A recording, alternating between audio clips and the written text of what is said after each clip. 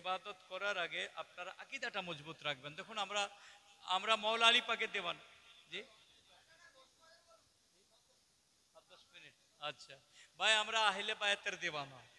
আর আহলে বায়াতের যারা গোলামি না করবে তারা কোনোদিন জান্নাত পাবে না। জোরে বলুন, জোরসে বলো। আহলে বায়াতের গোলামি করতে হবে। তবে আহলে বায়াতের গোলামি করলে অনেকগুলো মুসিবত আসবে, তার মোকাবিলা করতে হবে। তো মুসিবতে আমাদেরকে কারা ফেলবে? এজিদিরা। এই যে আহলে খব্বিশ, এই যে লামাজাবি দেওবন্দি, এরা সব এজিদদের দল, খারেজি এজিদিদের থেকে এসছে। তা নাহলে আবার কবর থেকে লাশকে তুলে আবার এরা পুরায়, এদের লোকের আস্তাগফিরুল্লাহ মাজাল্লাহ, সে যতই পাপী ব্যক্তি হোক, ইন্তেকাল করেছে, কবর দেওয়া হচ্ছে, আল্লাহ তাকে আযাব দেবে না দেবে আল্লাহ তার সঙ্গে বোঝাপড়া করে নেবে। তুমি কে হে? এগুলো নির্মম, এগুলো যে নির্মম মানুষের থেকেও তারা আরো খারাপ। খারেজি, খারেজি কারা ছিল জানেন? মাওলা আলী পাকের দুশ্মন ছিল এক নম্বর খারেজিরা। মাওলা আলী পাকের দুশ্মন ছিল খারেজি। এরা খারেজিদের দল, ওয়াহাবি দেওবন্দি লামাজাবি সব। এ খারেজিদের সাথে আপনারা যাবেন না। মুসলমানও, আমার বলার উদ্দেশ্য একটা কথা, কারবালার বুকে মন দিয়ে শুনুন। আমার আকা ইমাম হুসেন পাক রাদিয়াল্লাহু তাআলা আনহু কারবালার ধরতিতে, ভাই খুব মন দিয়ে শুনুন, আল্লাহু আকবার। কারবালার বুকে আপনারা আহলে বায়াতের দেওয়ানা, আমিও দেওয়ানা। জোরে বলুন, জোরসে বলুন। আহলে বায়াতের সব ওলি দিওয়ানা। বরেলি শরীফে আলা হযরত ইমাম আহমদ রাজা খান ফাজিলে বরেলি রাদিয়াল্লাহু তাআলা আনহু, উনিও আহলে বায়াতের দিওয়ানা। যত ওলি আছে সারা দুনিয়ায়, আহলে বায়াতের গোলামি না করলে কেউ ওলি হতে পারবে না। আর হুজুর গাউস পাক রাদিয়াল্লাহু তাআলা আনহুর কদম মোবারক কাঁধাতে না হলে কেউ ওলি হতে পারবে না। জোরসে বলুন। যেখানেই যত মাজার আছে সব ওলিদের কাঁধে হুজুর গাউস পাক রাদিয়াল্লাহু তাআলা আনহুর কদম মোবারক আছে। এবারে আমার বলার উদ্দেশ্য, আহলে বায়াত কে বা কারা? আহলে বায়াত মাওলা আলী রাদিয়াল্লাহু তাআলা আনহু, ইমাম হাসান হুসেন রাদিয়াল্লাহু তাআলা আনহু আর মা ফাতেমা রাদিয়াল্লাহু তাআলা আনহা। ইনাদের খানদান থেকে যত আওলাদ এসেছে তিনারাই আহলে বায়াত। জোরে বলুন, মশালকে বলুন। ইমাম হুসেন পাক রাদিয়াল্লাহু তাআলা আনহু কে মোহব্বত করলে, কিন্তু হুসেন পাক রাদিয়াল্লাহু তাআলা আনহুর দুশ্মন কারবালার বুকে ছিল কি ছিল না? এজিদিরা দুশ্মনী করে ওনার আওলাদকে শহীদ করেছে। তো আহলে বায়াতকে মোহব্বত করলে এই যুগে আমাদেরও দুশ্মন থাকবে। এজিদি চালা ঘুরে বেড়াচ্ছে চতুর্দিকে। কিন্তু একটা কথা ইয়াদ রাখুন ভাইজানেরা আমার, একটা কথা ইয়াদ রাখুন, আমার আকা হুসেন পাক রাদিয়াল্লাহু তাআলা আনহু যদি চাইতেন কারবালায় একটা এজিদি থেকে ঘর যেতে দিত? জোরে বলুন, যেতে দিত? যেতে দিত? কেল্লা একাই ফাতা করে দিত। ইমাম হুসেন পাক রাদিয়াল্লাহু তাআলা আনহুর ভাতিজা ইমাম কাসিম রাদিয়াল্লাহু তাআলা আনহু যুদ্ধে যাওয়ার আগে ওনার মা ওয়াদা করিয়েছিলেন, এই ঘটনা বলে শেষের দিকে আনছি। ইমাম কাসিম কার সন্তান? ইমাম হাসান রাদিয়াল্লাহু তাআলা আনহু ওনার বড় ভাইয়ের সন্তান। বয়স ছিল কত? 22 বছরের জওয়ান। কারবালায় পৌঁছেছিল। আল্লাহু আকবার। আর ইমাম হাসান রাদিয়াল্লাহু তাআলা আনহু ওনার স্ত্রী মানে ইমাম হুসেন রাদিয়াল্লাহু তাআলা আনহুর বিবি, উনি কারবালায় গিয়েছিলেন। নিজের ছেলেকে যুদ্ধে পাঠাবার আগে খেমাতে ইমাম হুসেন রাদিয়াল্লাহু তাআলা আনহুর কাছে এসে সালাম দিচ্ছেন, ভাই হুসেন আমার একটা কথা রাখবে? বলে কি কথা? বলে তোমার বড় ভাই আমার স্বামী ইন্তেকাল করার আগে আমাকে ওয়াদা করে গেছে, আমার ভাই যখন যাবে কুফাতে ভাইয়ের সঙ্গে তুমিও যাবে, ঘরে থাকিও না। স্বামীর কথা পালন করে কুফাতে আসার পথে কারবালায় পৌঁছে দিয়েছে আমাদেরকে। ভাই হুসেন, স্বামী এটা ওয়াদা করেছিল कि কারবালার বুকে আমার ভাইয়ের এক কাতরা খুন মোবারক বের হওয়ার আগে আমার যে 4 সন্তান ইমাম হাসান পাক আলাইহিস সালামের 4 সন্তান কারবালায় গিয়েছিলেন। একজনের নাম ছিল আবু বকর রাদিয়াল্লাহু তাআলা আনহু, একজনের নাম ওমর রাদিয়াল্লাহু তাআলা আনহু, একজনের নাম আব্দুল্লাহ রাদিয়াল্লাহু তাআলা আনহু, একজনের নাম ইমাম কাসিম রাদিয়াল্লাহু তাআলা আনহু বড় ছিলেন। তো আমার স্বামী বলেছিল 4 সন্তানকে তুমি কারবালায় নিয়ে যাবে, আর আমার ভাই ইমাম হুসাইন রাদিয়াল্লাহু তাআলা আনহুর বদন মোবারকের এক কাতরা পানি খুন মোবারক বের হওয়ার আগে যেন আমার 4টে সন্তান কারবালায় কুরবানি হয়ে যায়। দেখতে পাচ্ছি 22,000 রেজিদি কুত্তা তারা ভিড় লাগিয়েছে আপনাকে শহীদ করার জন্য, আপনার শরীর মোবারক থেকে রক্ত মোবারক নির্গত বাহির করার জন্য। ভাই হুসাইন আমি তোমার ভাবি, তোমার বোন, তুমি আমার একটা কথা রাখো, আমার বেটাকে কারবালায় যাবার জন্য তুমি ইজাজত দিয়ে দাও। আল্লাহু আকবার। ইমাম হোসেন পাক ভাবির দিকে তাকায়, ঝরঝর করে কাঁদতে থাকে, বলে ভাবি যান, ভাই যদি চলে যায়, আমার ভাতিজা যদি চলে যায়, কাসিম আর ফিরে আসবে না, শহীদ হয়ে যাবে। আমার বড় ভাইয়ের বড় বেটা আমার কাছ থেকে চলে যাবে, আমি কেমন করে বরদাস্ত করতে পারি? চাচার সম্মুখে কোনো ভাতিজা শহীদ হবে, আমি কেমন করে বরদাস্ত করতে পারি? তবে হ্যাঁ, ভাই যেহেতু ওয়াদা করিয়েছে, আমি ইজাজত দিলাম। ইজাজত পেয়ে গেল। ইমাম কাসিম রাদিয়াল্লাহু তাআলা আনহুকে মা হাত ধরে খিমায় নিয়ে গেল। এই আমার মা বোনেরা, মা ফাতেমা রাদিয়াল্লাহু তাআলা আনহার ঘরানা বহু, ঘরানা সন্তানের ইমানি জজবা শুনুন। আপনাদের বাচ্চাকেও এরকম আশিকে রাসূল বানাবার চেষ্টা করবেন। এই আমার চাচা জানেরা, আহলে বায়াতের গোলামি করবেন তো উনাদের মতো ইমানি জজবাত পয়দা করবেন। ইমাম কাসিম পাককে খিমাতে নিয়ে গেল। নিয়ে যাওয়ার পরে ওনার মা বলতে লাগলেন, বেটা কাসিম, আজকে তোমায় আমি দুলহা বানিয়ে দিই। আল্লাহু একবার। নিজের আব্বা জান, দাদা জানের পাগড়ি মোবারক বেঁধে দিলেন। আল্লাহু একবার। আব্বা জানের তলোয়ার হাতে দিয়ে দিলেন, নেজা কোমরে বেঁধে দিলেন, দুপাট্টা বেঁধে দিলেন। ইমাম কাসিমকে এবারে ঘোড়ার উপর চড়াবে। মা বেটার হাত ধরে ওয়াদা করাতে লাগলো, বেটা কাসিম, আজকে তুমি একটা ওয়াদা করে ইয়েজিদি লস্করের কাছে যাও। বলে মা কি ওয়াদা করব বলো মা? বলে বেটা কাসিম, তুমি আমার বড় সন্তান, তোমার বাপ রাসূলে পাকের বড় নওয়াসা ইমাম হাসান রাদিয়াল্লাহু তাআলা আনহু, তুমি যখন পয়দা হও, তুমি যখন আমার সিকিম মোবারক থেকে জমিনে পয়দা হও, তোমার বাপ আর তোমার মা দুইজনে যুক্তি করে তোমার নাম কাসিম রেখেছি। এ কাসিমের মানে কি জানো? এ কাসিমের মানে তাকসিম করনে वाला, बांटने वाला।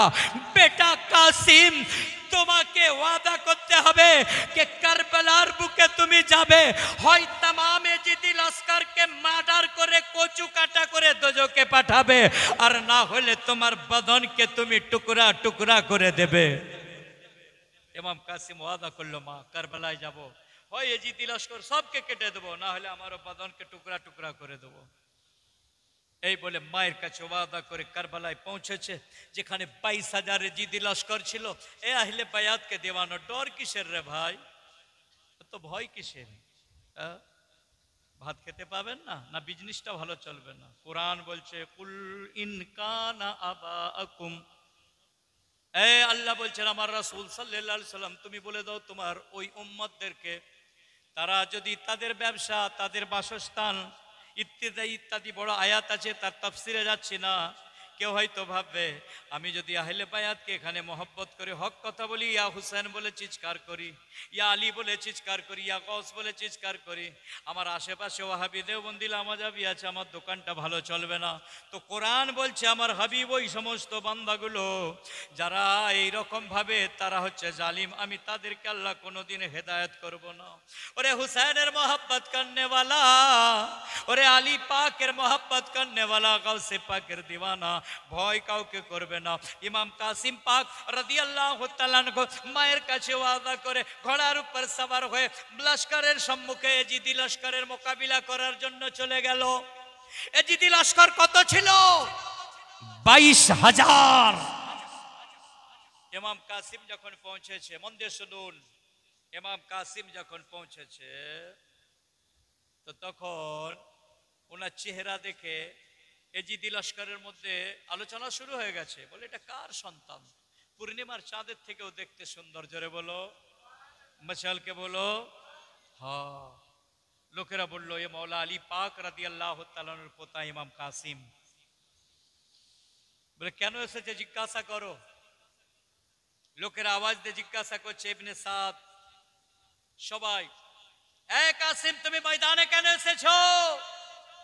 ইমাম কাসিম জবাব দিচ্ছে, আমার চাচার বাগি যারা দুশমন আছে ইমাম হোসেনের, তাদের মোকাবিলা করতে এসেছি। লোকেরা বলছে, কাসিম আমরা 22,000 আছি। কাসিম বলছে, আমি শেরে খোদার পোতা আছি। জোরসে বলো, মচালকে বলো।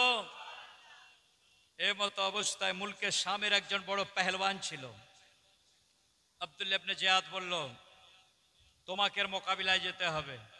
স্বামী পেহলওয়ান বলল, আমার 3টে সন্তান আছে, আমি গেলে ওর সাথে লড়াই করলে আমার শানেতে ছোট হয়ে যাবে, কারণ ছোট যোদ্ধা, আমি বড় যোদ্ধা, নিজেকে অহংকার মনে করছে।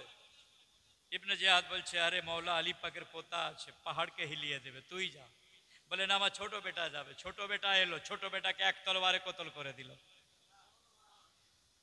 মুলকে স্বামী পেহলওয়ান বলছে আমার দ্বিতীয় বেটা যাবে, মেজো বেটা গেল, তাকেও এক তলোয়ারে দোজকে পাঠিয়ে দিল। বড় বেটা এলো, তাকেও কেটে দিল। ইবনে জিহাদ বলছে স্বামী পেহলওয়ান তুই নিজে যা।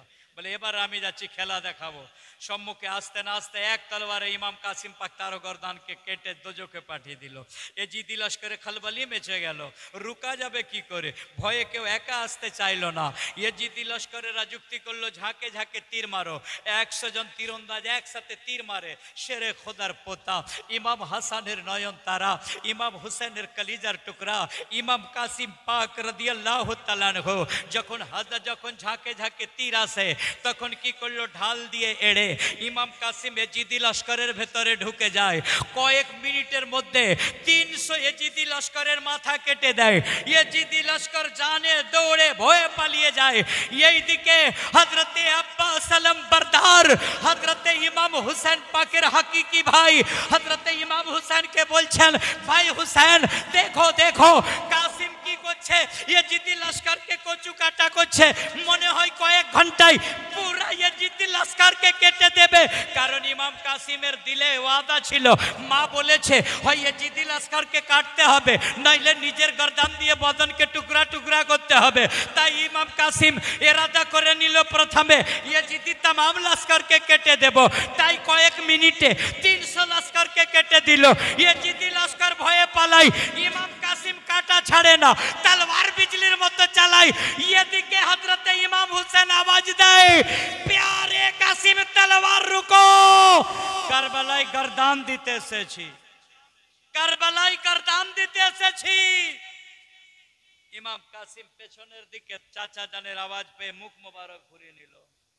সঙ্গে সঙ্গে একটা নাপাক এজিদি লস্কর নিজা ওনার শরীর মোবারকে মারলো, জমিনে পড়ে গেল। শহীদ করে মাথা মোবারক কেটে নিল, হাত মোবারক, পা মোবারক, সিনা মোবারক, চক্ষু মোবারক, নাক মোবারক, কান মোবারককে কেটে টুকরা টুকরা করে দিয়েছিল। আপনারা ব্রয়লার মুরগি কিনতে যান দোকানে, যেভাবে টুকরো টুকরো করে আপনাদেরকে 1 কিলো গোশত দেয়, ওভাবে ওনার বডিকে টুকরো টুকরো করে এজিদিরা চলে গেল।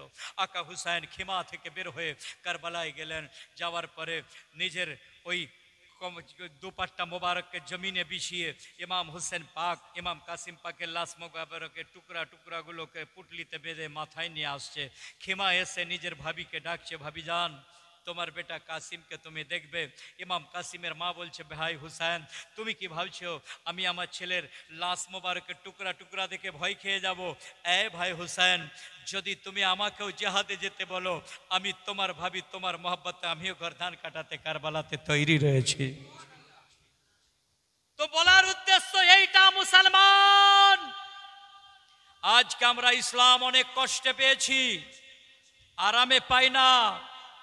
আজ তো আমরা রাস্তাঘাটে চলতে চলতে কলমা পড়ে নি, এই কলমা অনেক কষ্টে আমরা পেয়েছি। অতএব এই কলমার বিরোধিতা করনেওয়ালা, নবী পাক সাল্লাল্লাহু আলাইহি ওয়াসাল্লামের বিরোধিতা করনেওয়ালা যত বাতিল ফিরকা, যারা কিয়াম সালামের বিরোধিতা করে, যারা রাসূলে পাকের ইলমে গায়েবের বিরোধিতা করে, যারা রাসূলে পাককে নূর বলে মানে না, এই সমস্ত বাতিল ফিরকার বিরুদ্ধে আমরা জন্ম থেকে মৃত্যু পর্যন্ত আমরা জিহাদ করছি করব। জোরে বলুন, বলুন করছি করব। যদি না করেন জান্নাত আপনাদের নসিবে থাকবে না। জান্নাত রাসূলে পাকের গোলামদের জন্য আল্লাহ বানিয়েছে। জান্নাত কাদের জন্য বানিয়েছে? হাদিসে পাক আছে এক সাহাবী রাসূলে পাকের সাল্লাল্লাহু আলাইহি ওয়াসাল্লামের দরবারে এলেন, এসে বলছেন ইয়া রাসূলুল্লাহ আসসালাতু ওয়াসসালামু আলাইকা ইয়া রাসূলুল্লাহ আসসালাতু ওয়াসসালামু আলাইকা ইয়া হাবিবাল্লাহ ইয়া রাসূলুল্লাহ মা তাকুমুস সাআত, অর্থাৎ কিয়ামত কবে হবে ইয়া রাসূলুল্লাহ আপনি আমাকে বলে দিন। নবী পাক সাল্লাল্লাহু আলাইহি ওয়াসাল্লাম বলেন এই আমার সাহাবী তুমি কিয়ামতের কথা প্রশ্ন করছো, বলো তুমি কি নেকি রেখেছো, তোমার নামায়ে আমালে কি নেকি আছে, তুমি কত নামাজ পড়েছো, তুমি কত রোজা রেখেছো, তুমি কত কোরআন পাক তেলাওয়াত করেছো। ও সাহাবী বলে উঠলো ইয়া রাসূলুল্লাহ নামাজের উপরে আমার ভরসা নাই, রোজার উপরে আমার ভরসা নাই, কোরআন তেলাওয়াতের উপর আমার ভরসা নাই, আমার ভরসা একটাই আছে আপনাকে আমি জানের থেকে বেশি মহব্বত করি, এই মহব্বতটাই আমি কিয়ামতের ময়দানে আল্লাহকে দেখাবো, এর ওসিলায় আমি জান্নাতে চলে যাব। জোরে বলো ওই সাহাবীর কি নামাজে কমি ছিল নাকি, না রোজাতে কমি ছিল, না কোরআন তেলাওয়াত পাকে কমি ছিল, না দান খায়রাতে কমি ছিল? ও সাহাবীর ঈমান, ও সাহাবীর আকীদা, নবী মুস্তাফার মহব্বত আমার অন্তরে আমি সচ্চি রেখেছি, আমি সত্য মহব্বত রেখেছি, ডুপ্লিকেট মহব্বত রাখি না। ওই মহব্বতকে আমি কিয়ামতের ময়দানে দেখিয়ে দেব। তাই সুন্নি মুসলমানও, রাত অনেক হয়ে গিয়েছে, ভাইরা আমার অনুরোধ করছি पैगाम দিয়ে যায়, রাসূল পাকের ইশকে মচালতে থাকুন, রাসূল পাকের ইশকে জিতে থাকুন, রাসূল পাকের ইশকে জীবন অতিবাহিত করুন। ইনশাআল্লাহ কবরেও বেড়া পার, পুলসিরাতেও বেড়া পার, কিয়ামতের ময়দানেও বেড়া পার। নবী পাকের মোহব্বতকারী জান্নাতে যাবে, আহলে বায়াতের মোহব্বতকারী জান্নাতে যাবে, মৌলা আলী পাক রাদিয়াল্লাহু তাআলা নূর মোহব্বতকারী জান্নাতে যাবে, গৌসে পাক রাদিয়াল্লাহু তাআলা নূর মোহব্বতকারী জান্নাতে যাবে। হুজুর গৌসে পাক রাদিয়াল্লাহু তাআলা নূর বলেছেন, যারা আমার গোলামি করবে তাদেরকে আমি দোজখে যেতে দেব না, তাদের হাত ধরে আমি জান্নাতে নিয়ে যাব।